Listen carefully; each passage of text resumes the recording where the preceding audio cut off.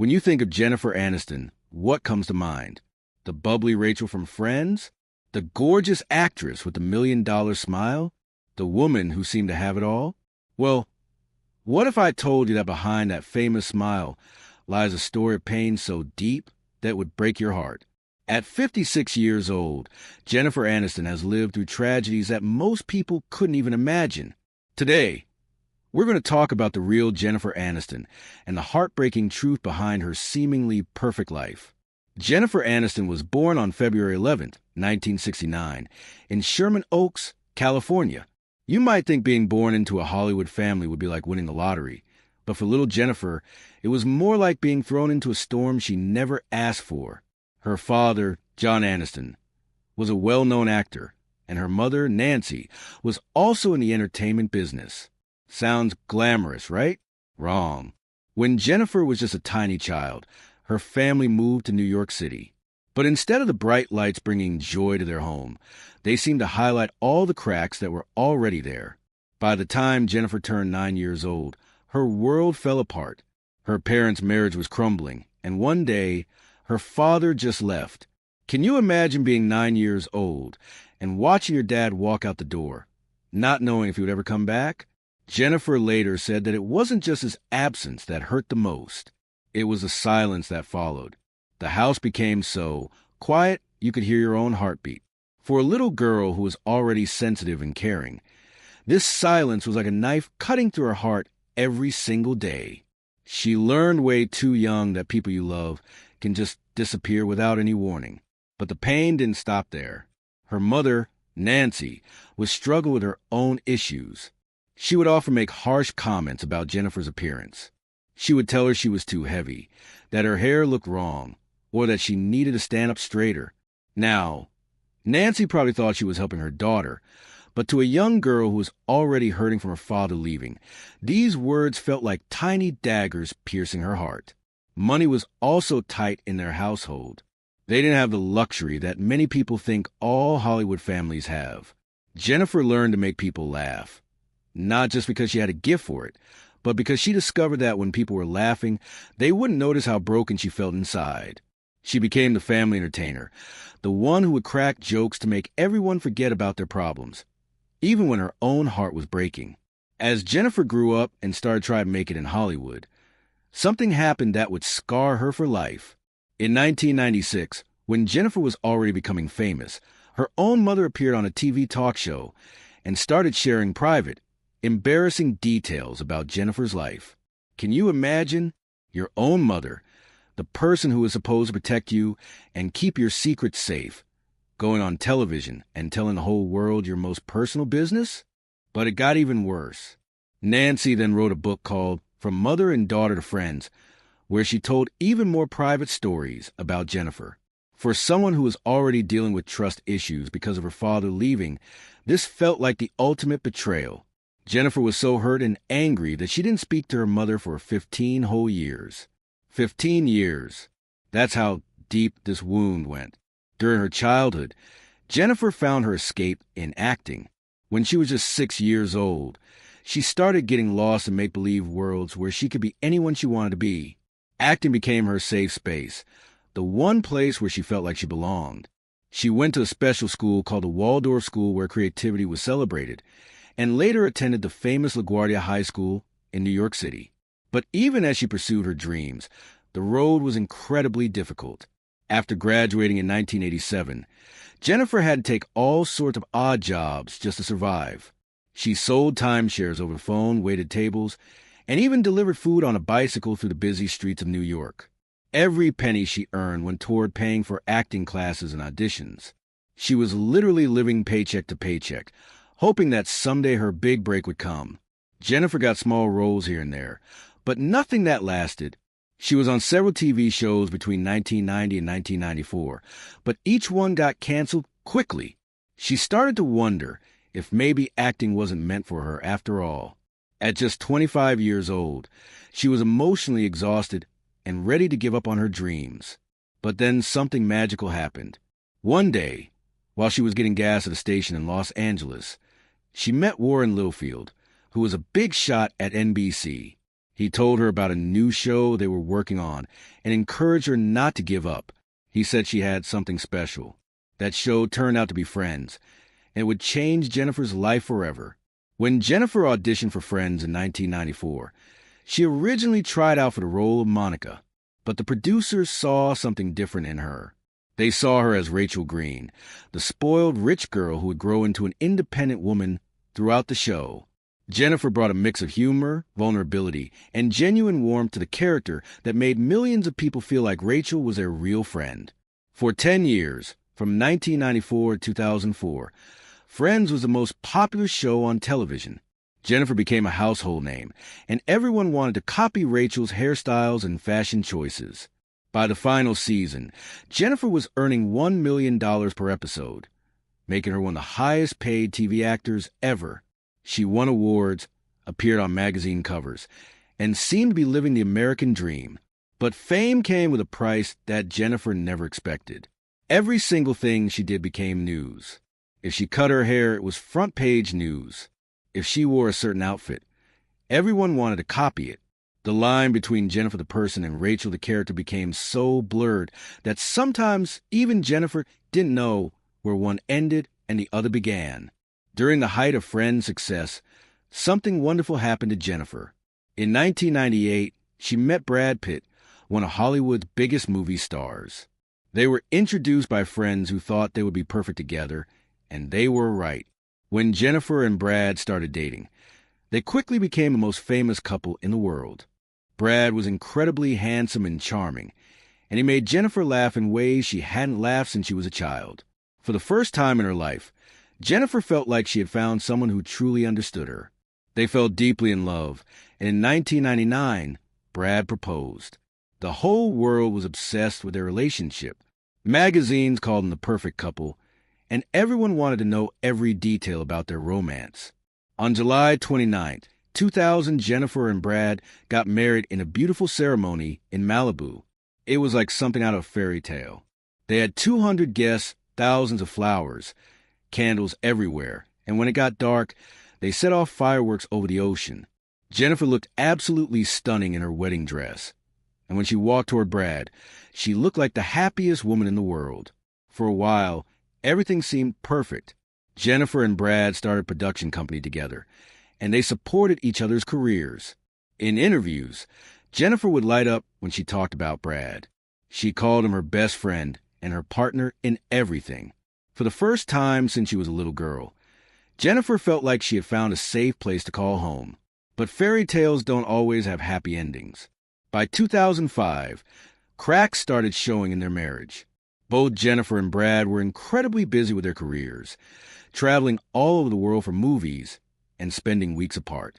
They were like two ships passing in the night, waving at each other from a distance, but never really connecting anymore. Then the rumors started. People began saying that Brad had fallen in love with Angelina Jolie while they were making a movie together called Mr. and Mrs. Smith. The gossip magazines went crazy with the story, following Jennifer everywhere she went and looking for signs that her marriage was falling apart. In January 2005, Jennifer and Brad announced they were getting divorced. The news hit like a bomb exploding. Fans all over the world felt like they had lost something personal. But for Jennifer, it was a complete destruction of the life she thought she would live forever. What made it even worse was how public everything was. Photographers camped outside her house, taking pictures every time she stepped outside. They watched for signs that she was crying, that she was falling apart, that she couldn't handle the pain. Even simple things like buying groceries or getting coffee became torture because there were always cameras clicking and people staring. Then came the cruelest blow of all. Rumors started spreading that Jennifer didn't want children and that this had ruined her marriage. For a woman who had always dreamed of being a mother, this lie cut deeper than anything else. People were actually saying that she was selfish and that she had chosen her career over having a family. It was completely untrue, but the damage was done. The truth was much more heartbreaking. Jennifer had been trying to have children for years. She went through round after round of fertility treatments, getting painful injections and taking hormones that made her feel sick. She tried everything modern medicine had to offer, and when that didn't work, she tried alternative treatments too. month after month. She would hope that this time would be different, and month after month, she would be devastated when the test came back negative. What made it even harder was watching Brad start a new family with Angelina Jolie. They adopted children from different countries and had biological children together. Every time there was a new baby in their family, the media would remind everyone that Jennifer still didn't have children. They would show pictures of Angelina's growing family, right next to pictures of Jennifer alone, as if they were keeping score of who was winning at life. For years, Jennifer endured this torture in silence. Every tabloid magazine seemed to have a story about whether she was pregnant, analyzing every photo to see if she looked like she might be expecting. They turned her body into a public battleground, and she had no way to escape it. Jennifer tried to rebuild her life after her divorce. She focused on her career, taking on more serious movie roles to show that she was more than just Rachel from Friends. Movies like The Good Girl and Cake proved that she could handle dramatic roles and wasn't just a comedy actress. But no matter how successful her movies were, people still seemed more interested in her personal life. In 2008, Jennifer fell in love again, this time with musician John Mayer. She was 39 years old and ready to try love again, even though her heart was still tender from the divorce. John was younger and had a wild energy that was both exciting and a little dangerous. He could make her laugh until her sides hurt one night, then disappear for days without calling, leaving her wondering what she had done wrong. The relationship was like an emotional roller coaster. One day she would feel on top of the world, and the next day she would be staring at her phone, wondering why he wasn't answering her calls. When they finally broke up, it felt like another betrayal. She had opened her heart again, only to have it broken in a different but equally painful way. 3 years later, in 2011, Jennifer met Justin Theroux on a movie set. This time felt different. Justin was thoughtful and artistic, with a quiet sense of humor that made Jennifer feel calm and safe. They took their time getting to know each other, and in 2015, they got married in a small, private ceremony at their home. For a while, Jennifer thought she had finally found her happily ever after. She was 46 years old, and this felt like her second chance at lasting love. She and Justin seemed to understand each other in a way that was comfortable and real. They would spend quiet Sunday mornings reading the newspaper together and having long conversations that stretched late into the night. But even this love story wasn't meant to last. By 2017, just 2 years after their wedding, Jennifer and Justin announced they were separating. This time, there was no big scandal, no third person involved, no dramatic confrontation. They had simply grown apart, like two plants that need different amounts of sunlight and water to survive. At 48, Jennifer found herself divorced for the second time. The house felt too quiet again, the bed felt too big, and she had to learn once more how to live alone. But this time, she was older and wiser, and she handled the pain differently. She didn't let the hurt consume her the way it had before. Throughout all these relationship struggles, Jennifer was also dealing with the ongoing heartbreak of not being able to have children. By the time she was in her 40s, she knew that her chances of becoming a mother were getting smaller and smaller. The fertility treatments had taken a physical and emotional toll on her body and her spirit. In 2016, when Jennifer was 47 years old, she decided she couldn't stay silent anymore. She wrote a powerful essay for the Huffington Post, where she spoke directly to the world about how tired she was of being judged for not having children. She said that women are complete whether they have children or not, whether they have husbands or not. It was her way of taking back control of her own story. Then in 2022, Jennifer did something incredibly brave. In an interview with Allure magazine, she revealed for the first time that she had tried fertility treatments for years. She talked about the hormone injections, the disappointment, and the sadness that came with each failed attempt. She wished someone had told her to freeze her eggs when she was younger, but she had no regrets about the choices she made. This admission was heartbreaking because it showed the world how much Jennifer had suffered in private. While everyone was making jokes about her not having children and speculating about her relationships, she was going through one of the most painful experiences a woman can face. She was grieving the family she had always dreamed of having, and she was doing it all alone under the watchful eyes of the entire world. Today, at 56 years old, Jennifer Aniston lives a quiet life. She has a beautiful home in Bel Air that she bought after her divorce from Brad, and she recently purchased another home in Montecito from Oprah Winfrey. Her houses are sanctuaries, places where she can be herself without anyone watching or judging. Jennifer spends her days taking care of her beloved dogs, working in her garden, cooking, and doing yoga. She has learned to find peace in simple activities like organizing a drawer or trying a new recipe. She still works in Hollywood, starring in the morning show on Apple TV, which has earned her critical praise and award nominations. But the sadness is still there. Friends say that sometimes Jennifer will have days where the quiet in her house feels heavier than usual. Days when she thinks about the children she never had, the marriages that didn't work out, and the family she dreamed of but never got to create. The pain doesn't go away completely, but she has learned to carry it with grace. Jennifer has been linked romantically to a few people in recent years, but she's not actively looking for love anymore. She says never say never about getting married again, but she's not holding her breath. She has learned that her happiness doesn't depend on having a man in her life or having children. It depends on how she chooses to live each day and how she treats herself. The tragedy of Jennifer Aniston isn't just that she didn't get the fairy tale ending that everyone expected her to have. The real tragedy is that she had to live through all of this pain while the entire world was watching, commenting, and judging every move she made. She couldn't grieve privately or heal in her own time because there were always cameras around and people wanted to know every detail of her personal business. Jennifer's story teaches us that fame and money can't protect you from heartbreak. It shows us that even the most successful, beautiful, and talented people can struggle with the same problems that ordinary people face.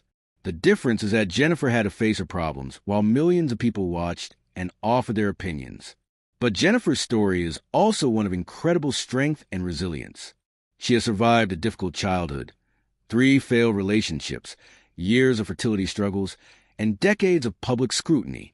She has turned her pain into art, creating performances that touch people's hearts because they come from a place of real experience and genuine emotion. At 56, Jennifer Aniston is not the same woman who married Brad Pitt in that fairy tale wedding in Malibu. She's not the young actress who thought love would solve all her problems or that having children would complete her life. She's a woman who has been tested by life in ways that would break many people, and she's still standing. Jennifer has learned that happiness isn't about checking boxes on a list of things you're supposed to have. It's not about having the perfect husband, the perfect children, or the perfect life that looks good in magazines. Real happiness comes from accepting yourself as you are, finding peace with the choices you've made, and building a life that feels authentic to who you really are inside. The woman who once made millions of people laugh as Rachel Green has become someone who understands pain in ways that most of us never will. But instead of becoming bitter or angry, she has chosen to use her experiences to help other people feel less alone in their own struggles. Jennifer Aniston's tragedy is heartbreaking because it reminds us that life doesn't always turn out the way we plan, even for people who seem to have everything. But her story is also inspiring because it shows us that it's possible to survive the worst things that life can throw at you and still find ways to be happy and fulfilled.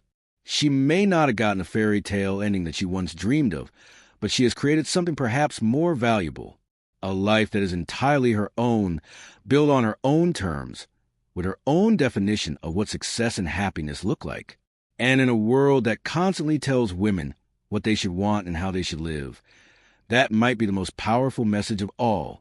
If Jennifer Aniston's story has touched your heart the way it has touched mine, please hit that like button to show your support for this incredible woman who has given us so much joy over the years while dealing with so much pain in her private life. Share this video with someone who might need to hear that their story is still worth writing, no matter how different it looks from what they originally planned.